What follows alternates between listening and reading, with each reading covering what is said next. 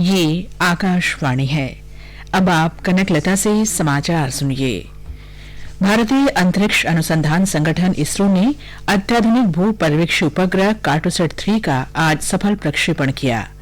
श्रीहरिकोटा के सतीश धवन अंतरिक्ष केंद्र से सुबह 9:28 पर प्रक्षेपण यान PSLV C-47 से इसे प्रक्षेपित किया गया। एक अमेरिकी कंपनी के 13 अन्य नैनो सैटेलाइट भी साथ ही भेजे गए हैं। ये PSLV का 49वां प्रक्षेपण था। प्रक्षेपण के 18 मिनट के भीतर ही कार्टोसैट 3 पृथ्वी की सतह से 509 किलोमीटर की दूरी पर कक्षा में स्थापित कर दिया गया। महाराष्ट्र विधानसभा का विशेष सत्र मुंबई में चल रहा है। इसमें 288 सदस्यों को शपथ दिलाई जा रही है। प्रोटेम स्पीकर कालिदास कोलंबकर विधायकों को शपथ दिला रहे हैं। एनसीपी की सांसद सुप्रिया सुले ने विधान भवन पहुंचने वाले विधायकों का स्वागत किया। एनसीपी नेता अजित पवार, छगन भुजबल, कांग्रेस नेता और पूर्व मुख्यमंत्री अशोक चौहान, पृथ्वीराज चौहान, एनसीपी के पूर्व अध्यक्ष दिलीप वालसे पाटिल और भाजपा के हरिभाऊ बगाड़े को शुरू में शपथ दिलाई गई। राज्यपाल भगत सिंह कोश्यारी ने कल शाम कालिदास कोलंबकर को प्रोटेम स्पीकर नियुक्त किया था। नवनिर्वाचित सदस्य राज्य में 1 महीने से चल रहे नाटकीय घटनाक्रम के कारण अब तक शपथ नहीं ले सके थे।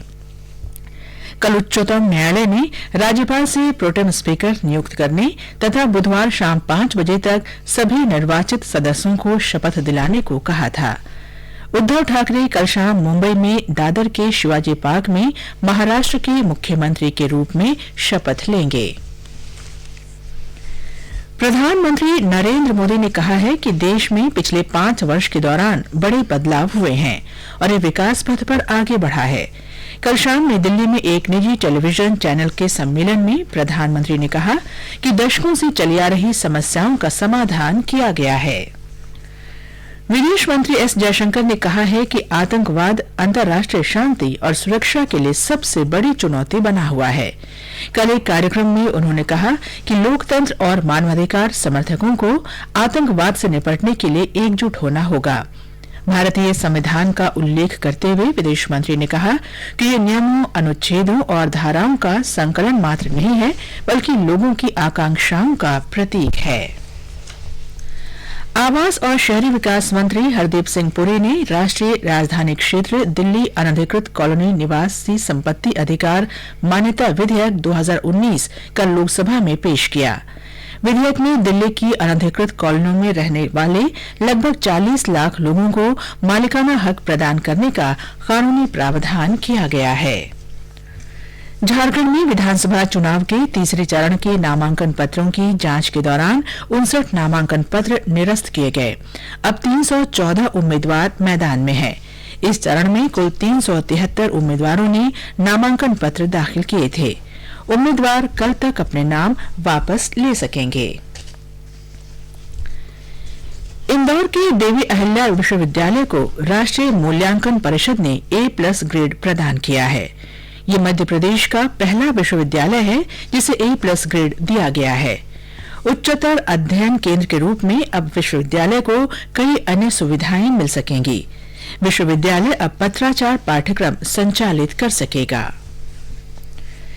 खेत में काम करने वाली महाराष्ट्र की 15 वर्षीय एक लड़की ने राष्ट्रीय क्रॉस कंट्री एथलेटिक्स प्रतियोगिता के लिए क्वालिफाई किया है। भारतीय विद्यालय खेल परिसंघ द्वारा आयोजित ये प्रतियोगिता पंजाब में अगले महीने होगी। महाराष्ट्र के यवतमाल जिले के बाबुलगांव बुद्रुक के रहने वाली गायत्री सुखदेव गायकवाड़ ने सातारा में आयोजित राज्य स्तरीय क्रॉस कंट्री प्रतियोगिता जीतकर इस टूर्नामेंट के लिए क्वालिफाई किया। प्रवर्तन निदेशालय ने कश्मीरी व्यवसायी जहूर अहमद शाह वटाली के खिलाफ दायर मामले में 6 करोड़ रुपए से अधिक की परिसंपत्तियां जब्त की हैं। वटाली के खिलाफ ये मामला आतंकवाद के लिए धन मुहैया कराने से जुड़ा है। केंद्रीय प्रत्यक्ष कर बोर्ड ने ग्रुप बी सेवा के आयकर अधिकारी रैंक के 21 और अधिकारियों को अनिवार्य सेवानिवृत्ति दे दी है। सरकार ने यह फैसला लोकहित में लिया क्योंकि इन अधिकारियों पर भ्रष्टाचार के आरोप थे। इसके साथ ही ये समाचार बुलेटिन समाप्त हुआ। I'm Abhishek Mukhopadhyay, the headlines. ISRO launches country's most sophisticated Earth observation satellite Cartosat-3. Pakistan Supreme Court suspends Prime Minister Imran Khan's decision to grant a 3-year term extension to Army Chief General Qamar Javed Bajwa. UAE President Sheikh Khalifa bin Zayed Al Nahyan orders release of 662 prisoners ahead of the country's 48th National Day. And 3 simultaneous explosions rocks Baghdad, killing 5 people and injuring more than a dozen.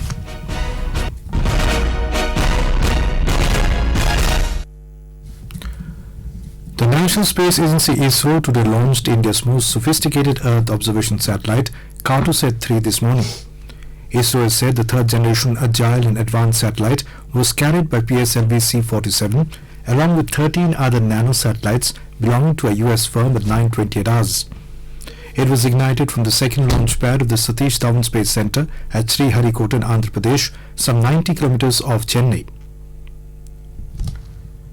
Now we go live to our correspondent Jai Singh, who is at the spaceport. Jai Singh, what are the special features of the rocket PSLV C-47? Abhishek, the Polar Satellite Launch Vehicle PSLV is 44.4 meters long. It has 4 fuel stages, solid and liquid stages alternatively. Today's flight would be the 49th one for the PSLV overall. Abhishek. What are the main functions for the Cartosat-3 satellite and what are the equipment contained in it? Abhishek, Cartosat-3 is the first in the series of the third generation Earth observation satellites. In Earth observation, the main parameter to consider is the resolution of the camera. In Cartosat-3, the resolution is the ISRO's best ever, which is said to be about 25 centimeters. That means the satellite can give us clear images of the objects on the Earth's surface that are of the size as low as 25 centimeters. That is the beauty of Cartosat-3. Abhishek. Right. What are the co-passengers of Cartosat-3 satellite on board the rocket PSLV C-47?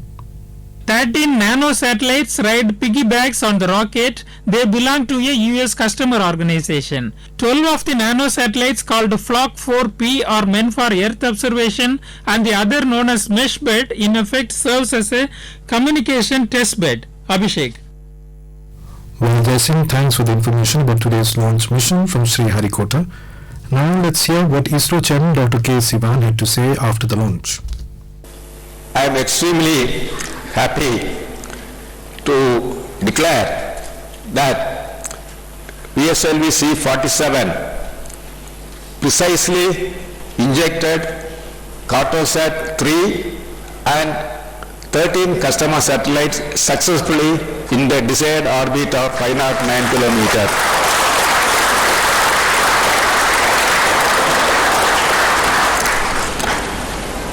Cartosat-3 is the Indian highest resolution civilian spacecraft.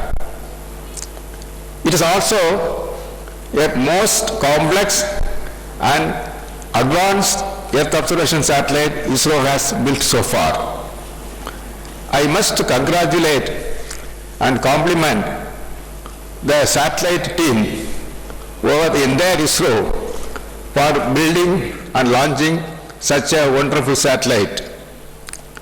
Also, I must compliment and congratulate the launch vehicle team for achieving this wonderful success. Let me once again wish or once again greet the entire ISRO team for such a wonderful success. At the same time, such type of success, again contributions from review teams, SR team and industry, I am greatly acknowledging their contributions.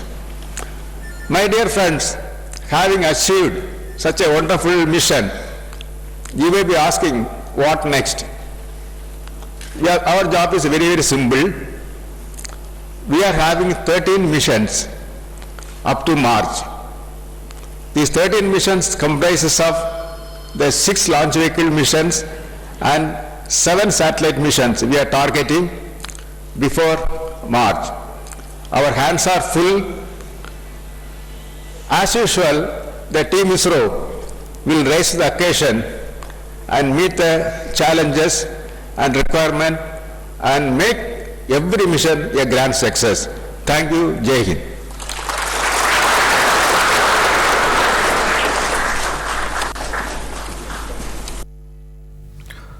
Our correspondent is telling us more about ISRO. The space research activities were initiated during the early 1960s in India with the live transmission of Tokyo Olympic Games across the Pacific by the American satellite. Dr. Bikram Sarabhai quickly recognized the benefits of space technologies for the country. The founding father of Indian space program, Dr. Sarabhai convened an army of able and brilliant scientists, anthropologists, communicators and social scientists to spearhead the Indian space program. In 1967, the first experimental satellite communication Earth station was operationalized. Later, a TV program on agricultural information to farmers was started, which received good response. The next logical step in this direction was the satellite instructional television experiment. During this period, the first Indian spacecraft Aryabhatta was also developed. Another landmark was the development of the first launch vehicle SLV-3. In the 1980s, Bhaskara 1 and 2 missions were pioneering steps in the remote sensing area. In 1990s, development of Polar Satellite Launch Vehicle and Geosynchronous Satellite Launch Vehicle were significant achievements. In 2013, Mars Orbiter mission was launched, which made India the first Asian nation to reach Mars orbit. From Aryabhatta to Chandrayaan-2 and now Cartosat-3, India's space exploration program has come a long way. Anupam Mishra, AI News, Delhi. This is All India Radio giving you the news. For quick news updates, visit the News on AIR app and follow us on Twitter at AIR News Alerts. You can also visit our website www.newsonair.com and our YouTube channel News on AIR Official.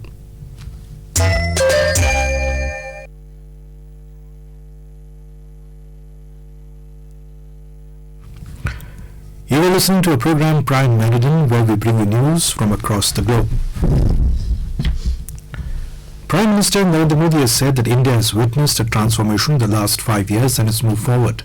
Addressing a conclave organized by a private TV channel in New Delhi last evening, Mr. Modi said problems that have lingered for decades have been solved. He said people gave the mandate to the government to work tirelessly to fulfill their aspirations. The Prime Minister said the citizens aspire to free their country from challenges that have gripped it for a long time. Speaking in abrogation of Article 370, the Prime Minister said the country knows how much it has suffered because of it. He said the article encouraged people who wanted to divide the country and it helped separatists and the interests in the region. He said after the abrogation, new doors are opening up for development of union territories of Jammu and Kashmir and Ladakh. Referring to the Ayodhya issue, Mr. Modi said it was lingering for a long time and earlier governments used to look for votes on the matter.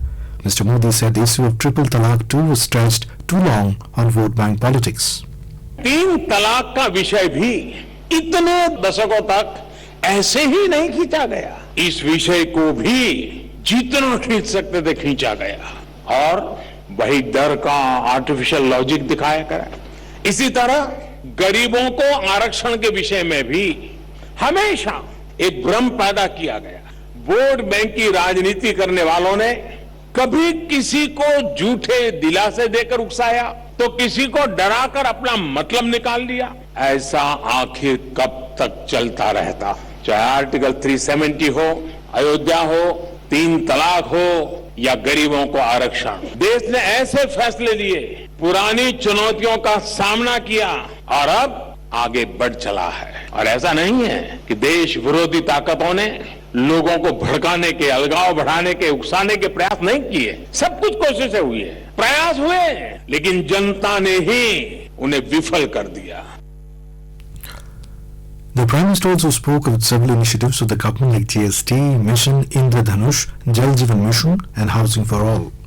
आज GST की वजह से ही देश में एक ईमानदार business culture मजबूत हो रहा है और महंगाई पर भी नकेल कसी जा रही है. आज सामान्य नागरिक से जुड़ी, ये शायद मीडिया में दिखाई नहीं दिया जाता है, आज सामान्य नागरिक से जुड़ी 99% मैं बहुत जिम्मेवारी के साथ कह रहा हूं, 99% चीजों पर पहले के मुकाबले औसतन आधा टैक्स लग रहा है। जीएसटी के पहले जो लगता था उससे आज आधा लग रहा है। एक समय था जब refrigerator, mixer, juicer, vacuum cleaner, geyser, mobile phone, washing machine, घड़ियां, इन सब पर 31% से ज्यादा टैक्स लगाकर आज इन्हीं सब चीजों पर 10 से 12% तक ही टैक्स लग जाता, सिर्फ 10-12%। यहां तक कि पहले गेहूं, चावल, दही, लच्छी, छाछ, इस पर भी टैक्स लगता था। आज ये सब जीएसटी के बाद टैक्स फ्री हो गए।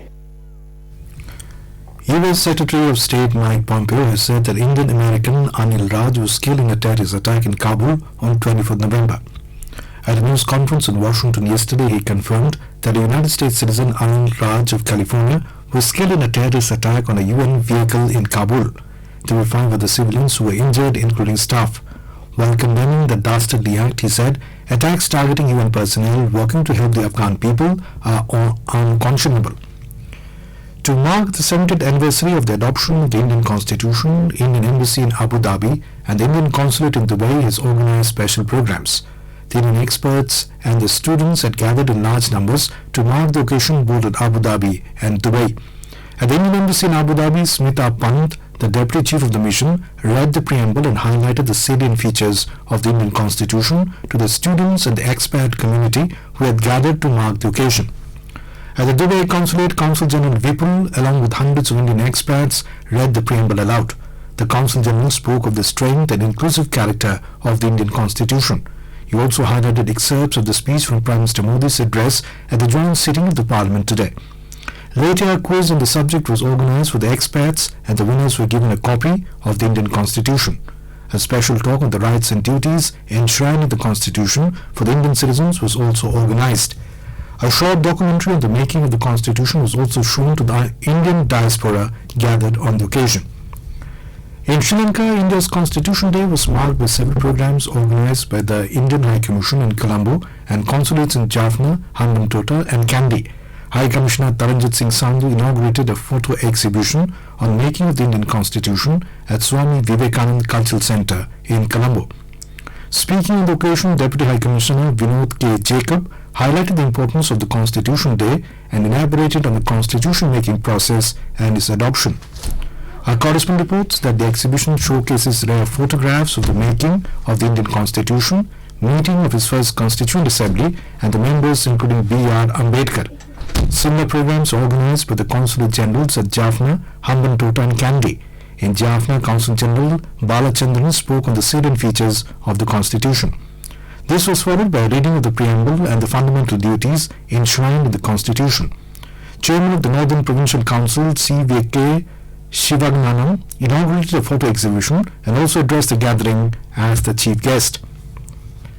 Prime Minister Narendra Modi has said that Israel is a cherished strategic partner of India and both the countries share and value the same principles of democracy. Mr. Modi was replying to Prime Minister Benjamin Netanyahu in a Twitter who extended greetings on the Constitution Day. Mr. Netanyahu said India is the largest democracy in the world and the landmark constitution combines East and West, reflecting India's unique history and culture. He said India and Israel share the values of democracy, rule of law, liberty and equality enshrined in the Indian Constitution. The Prime Minister of Israel said both the countries are vibrant democracies and proud of their achievements. He said India and Israel are eager to seize the future with innovation and imagination. Israeli President Reuven Rivlin also congratulated India on the occasion of the Constitution Day. Dear friends all over India, congratulations. Congratulations on your 4th Constitution Day, marking 70 years of a strong democracy in the biggest democracy in the world. I remember my special visit in India. It was 3 years ago. I was amazed and inspired by the power, strength and energy of your great nation. I would like to send my special regards to President Ram Nath Kovind and the former President of India and to Prime Minister Modi. And to all of you, congratulations. India's High Commissioner to Bangladesh, Riva Ganguly Das, today said that the Indian Constitution gave people civil rights which were very forward-looking for the time when it was adopted. Addressing a gathering of Indian nationals working in Bangladesh on the occasion of the Constitution Day, she said the drafting committee of the Constitution, under the leadership of Dr. B.R. Ambedkar, also laid out the roadmap to achieving social justice in India. The Indian nationals and the employees of the High Commission participated in the event in Dhaka. The High Commissioner read out the preamble to the Constitution to mark the occasion. A documentary, Mook Nayak, on the life and works of Dr. Ambedkar was also screened on the occasion. This is All India Radio giving you the news. For quick news updates, visit the News on AIR app and follow us on Twitter at AIR News Alerts. You can also visit our website www.newsonair.com and our YouTube channel News on AIR Official.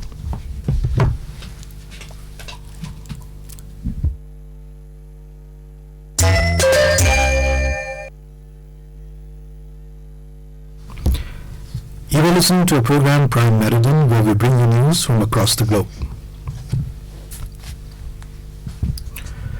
China has again summoned U.S. Ambassador Terry Branstad to demand the Trump administration block legislation passed by both chambers of Congress supporting pro-democracy activists in Hong Kong. The Foreign Ministry said Vice Minister Chang Xiaokang has expressed China's strong opposition to the Hong Kong Human Rights and Democracy Act and warned that the U.S. would bear all the consequences that arise. It was the second time in recent weeks that China has summoned Branstad to protest over the legislation, which was passed nearly unanimously and now awaits President Donald Trump's signature. Trump on Friday wouldn't commit to signing the bill as it tries to work out a trade deal with China. He has 10 days from the time of passage last week to veto it. If he does not do so, it automatically becomes law, while Congress could also override a veto with a 2/3 majority in both houses.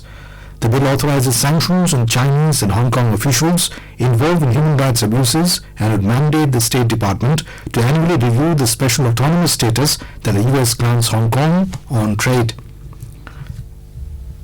In Sri Lanka, the main political grouping of minority Tamils has called upon Tamil political parties to stand united on the issues faced by them.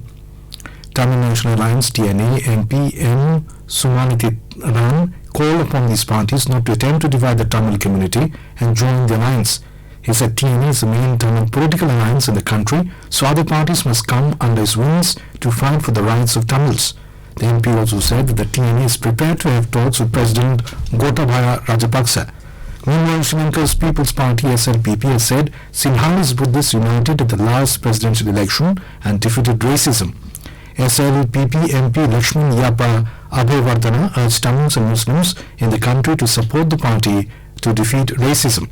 He said President Gotabaya Rajapaksa and Prime Minister Mahinda Rajapaksa are keen on working for the people in the north and east and urged the Tamils and Muslims to support the SLPP at the next parliamentary election. Gotabaya won the presidential election with polarized voting as majority of Sinhalese Buddhists voted in his favor, whereas minorities overwhelmingly voted against him. 13 French soldiers were killed when two helicopters collided during an operation against militants in Mali. BBC reports that the accident is one of the worst losses of life for the French military in decades. An investigation has begun. In 2013, France deployed thousands of troops to Mali after militants seized huge parts of the north. Mali's army has since recaptured the territory, but insecurity there continues and the violence has spread to other countries in the region. France now has 4,500 troops deployed to support the forces of Mali, Mauritania, Niger, Burkina Faso and Chad against the militants. In Albania, at least 14 people have been killed and more than 600 injured after a powerful pre-dawn earthquake. The U.S. Geological Survey said the 6.4 magnitude quake was felt across the southern Balkans and was followed by multiple aftershocks. It said the quake, which struck just before 4 a.m. local time, had an epicenter 30 kilometers northwest of capital Tirana at a depth of 20 kilometers. Officials said all government agencies were on alert and intensively working to save lives at the fatal spots in the cities of Durrës, Lecce and Tirana. In Pakistan, at least 9 Navy personnel were killed and 29 others injured when the bus plunged into a ditch in southern Balochistan province yesterday. Officials said the bus was going to Karachi from Ormara area of Gwadar district. The soldiers were returning to their homes for holidays. A preliminary investigation showed the accident took place when the brakes of the bus failed. Pakistan Supreme Court has suspended the decision to grant a 3-year term extension to Army Chief General Qamar Javed Bajwa. The move came just ahead of the 59-year-old Bajwa's retirement on the 29th of November. Prime Minister Imran Khan had approved an extension to the tenure of General Bajwa for another 3 years, citing regional security environment. The petition against Bajwa's extension was filed by a person named Raiz Rahi, who later filed an application to withdraw it. However, Chief Justice Asif Said Khosa rejected the withdrawal bid and took up the petition as a public interest litigation under Article 184. During the hearing, the Chief Justice said the notification issued on the matter on August 19th mentioned an extension, while the notification issued by the Prime Minister's office says the Army Chief has been reappointed. Justice Khosa said that only the President of Pakistan can extend the tenure of the Army Chief. He also observed that when the matter was discussed in the Cabinet, only 11 out of 25 members approved the extension. In Iraq, 3 simultaneous explosions rocked to Baghdad last evening, killing 5 people and injuring more than a dozen. Iraqi officials said it was not immediately clear who was behind the bombings, which bore the hallmarks of the Islamic State group. Iraq declared victory over the extremists nearly 2 years ago, but they still maintain a presence in parts of the country and carry out sporadic attacks. Security officials said at least 3 people were killed and 5 injured in an explosion in the southwestern Bayan neighborhood. 2 were killed and 4 were wounded in northeastern Shab city, and 4 were injured in Baladiyat, southeast of Baghdad. The bombings took place far from Baghdad's Tahrir Square, the epicenter of weeks of anti-government protests that have posed the biggest security challenge to Iraq since the defeat of IS. Security forces killed 3 protesters and wounded at least 80 today as demonstrations raged in Baghdad and across mostly Shiite southern Iraq.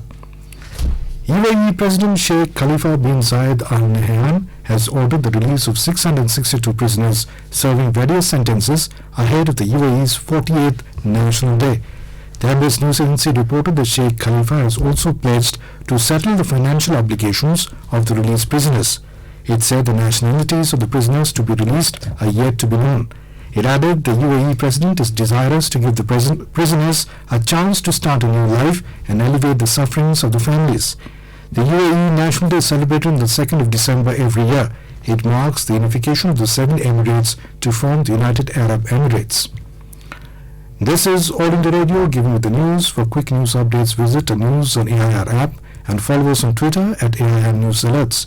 You can also visit our website www.newsonair.com and our YouTube channel News on AIR Official.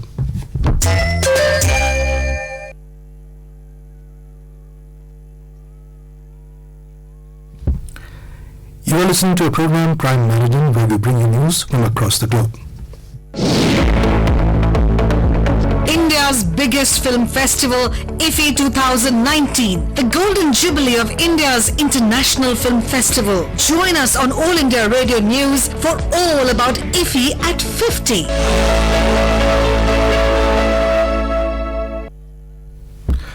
And now news from the cine world. The International Film Festival of India, IFFI, began with a bang on the 20th of November. With a week of its 50th edition gone by already, here's looking at events not to be missed today.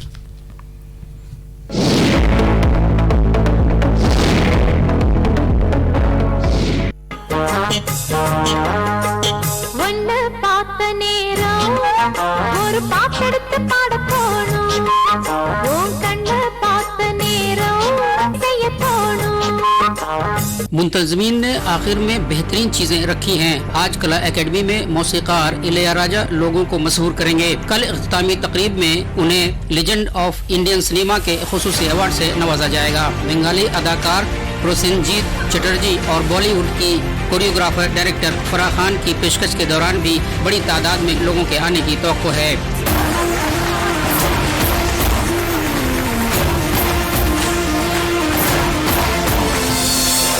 सिर्फ यही नहीं, इस दिन कुछ अहम फिल्मों की नुमाइश भी होगी। तिब्बती फिल्म आमा खांडो ICFT यूनेस्को गांधी मेडल के मुकाबले में शामिल होगी। इसके अलावा कोंकण फिल्म पियात 125 साल पहले का सफर भी एक दिलचस्प फिल्म होगी। आज रात जल्लीकट्टू भी दिखाई जाएगी। सरकर्दा अदाकारा शांति ने इस सनसनीखेज फिल्म के लिए काम करने के अपने तजुर्बे से वाकिफ कराया। सिनेमा के इस खूबसूरत सफर के लिए आकाशवाणी की खबरें सुनते रहिए। IFFI at 50 के लिए गोवा से अंकिता की रिपोर्ट के साथ खबरनामे के लिए Faheem Ahmad.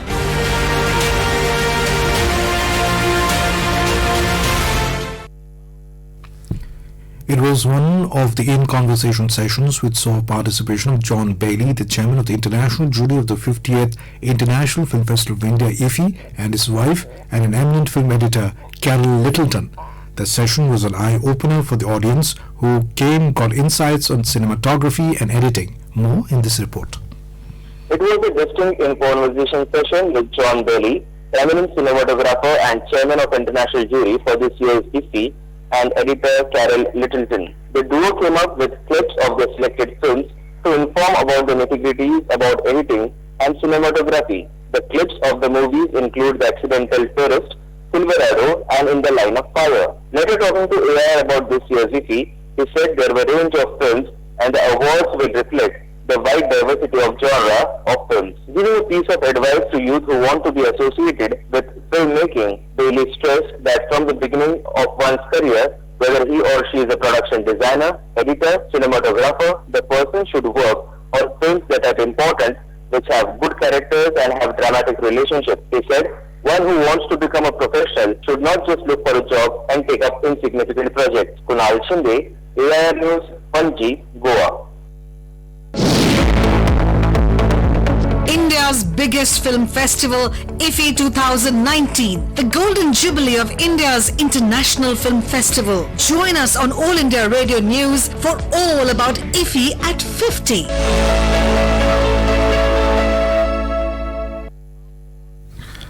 Atmospheric concentrations of carbon dioxide and other greenhouse gases once again reached new highs in 2018. The World Meteorological Organization (WMO) says the increase in carbon dioxide was just above the average rise recorded over the last decade. Levels of other warming gases such as methane and nitrous oxide have also surged by above average amounts. Since 1990, there has been an increase of 43% in the warming effect on the climate of long-lived greenhouse gases. The WMO report looks at concentrations of warming gases in the atmosphere rather than just emissions. The difference between the two is that emissions refer to the amount of gases that go up into the atmosphere from the use of fossil fuels such as burning coal for electricity and from deforestation. Concentrations are what's left in the air after a complex series of interactions between the atmosphere, the oceans, the forests and the land. About a quarter of all carbon emissions are absorbed by the seas and a similar amount by land and trees. Using data from monitoring stations in the Arctic and all over the world, researchers say that in 2018, concentrations of carbon dioxide reached 407.8 parts per million ppm, up from 405.5 ppm a year previously. This increase was above the average for the last 10 years and is 147% of the pre-industrial level in 1750.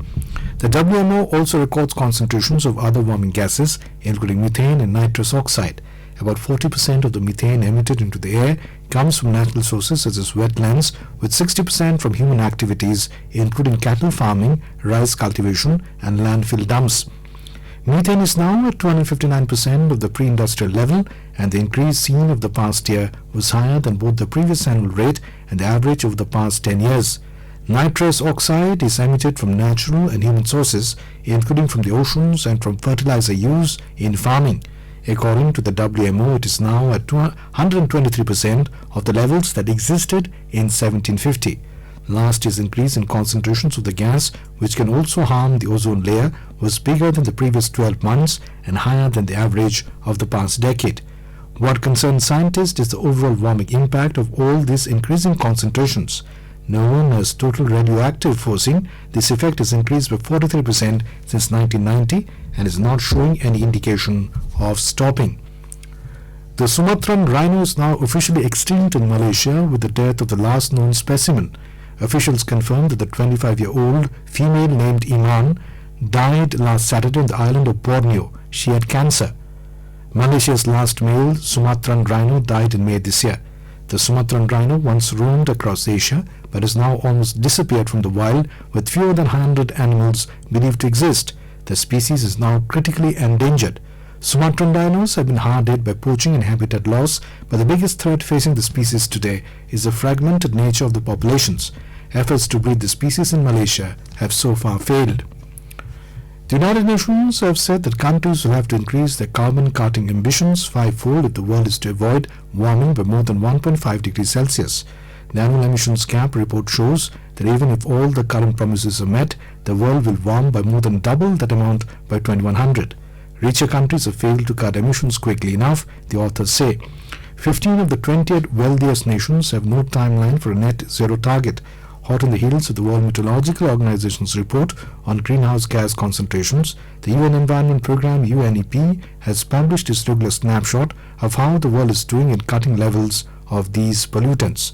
The emissions gap report looks at the difference between how much carbon needs to be cut to avoid dangerous warming and where we are likely to end up with the promises that countries have currently committed to in the Paris Climate Agreement. The UN assessment is fairly blunt. It says the summary findings are bleak. Countries collectively failed to stop the growth in global greenhouse gas emissions, meaning that deeper and faster cuts are now required. The report says that emissions have gone up by 1.5% per year in the last decade. In 2018, the total reached 55 gigatons of carbon dioxide equivalent. This is putting the Earth on course to experience a temperature rise of 3.2 degrees centigrade by the end of this century. And now, before we end the bulletin, the headlines once again. ISRO launches country's most sophisticated Earth observation satellite Cartosat 3. Pakistan Supreme Court suspends Prime Minister Imran Khan's decision to grant a 3-year term extension to Army Chief General Qamar Javed Bajwa. UAE President Sheikh Khalifa bin Zayed Al Nahyan orders release of 662 prisoners ahead of the country's 48th National Day.